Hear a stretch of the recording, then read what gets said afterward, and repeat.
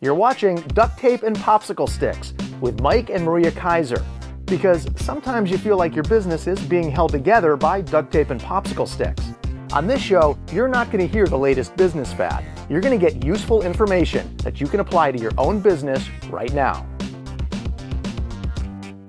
Hello and thank you for watching another incredible episode of Duct Tape and Popsicle Sticks. I'm Mike Keiser along with world famous crocodile wrestler Maria Keiser. How are you this afternoon? Everything good? Everything's fine. Your arms bit up at all or anything? You're looking pretty good. I'm the world champion. Well, that's true. Yeah. So, okay, well said. Thank you. Thank you for pointing that out. And thank you so much for hanging out. As usual, everything you need to know, how to reach us, how to get to our website, how to interact with us is in the show notes below the video. But most of all, thank you for your continued support and viewership and the notes we're getting from you. We really appreciate it a lot. And you know, today Maria has something I think pretty important to talk about. And at first glance, it might not be directly marketing related, but I would say it's definitely related to both marketing and providing amazing service. And that the first message is, if you're doing a great job and your marketing is really good, please quit apologizing for your price. And Maria, would you please share why this was important for you to talk about today? Sure. I have two stories actually. So my first example is rather short. Oftentimes clients will come to me when they have a new product or something that they're looking to market, and they'll say, "What should I charge for this?" And my response, which at first glance doesn't seem helpful, is whatever you have the courage to ask for. And when we can speak our price with confidence, and when we can speak it with conviction, and there's value around it, most of the time people won't blink at it. And I'll share a story. Recently we're planning an event, and we're looking for a venue. So we went to one place to look at the venue, and they had lovely grounds, and we had someone showing us around. And when they stated their price, they stated it with conviction, and they stated it with confidence, and they stated it with authority. And we were looking at available dates that we could have our function. There were very few dates that were available.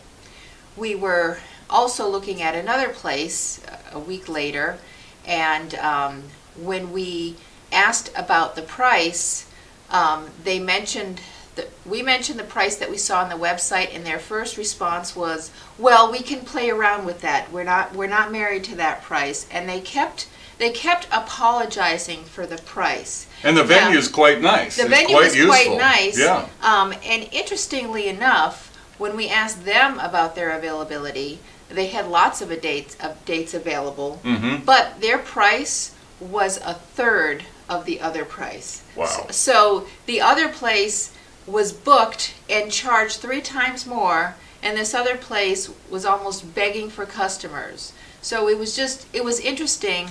And you know, I left, and we were talking after, and said, you know, they didn't give us a chance to show how we felt about the price. They immediately went in and tried to apologize for it and make up for it. Right, and that's a great example, and we've seen it a number of times, or heard people say, "Oh, I could never charge that much. People will never pay that much."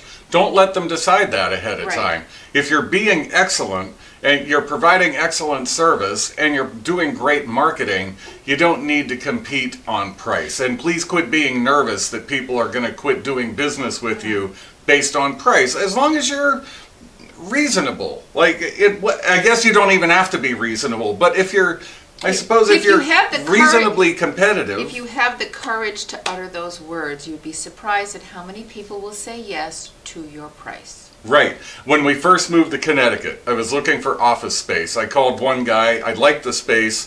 He named me a price, and without knowing anything about office space in Connecticut, I said, "Oh, that's way too much."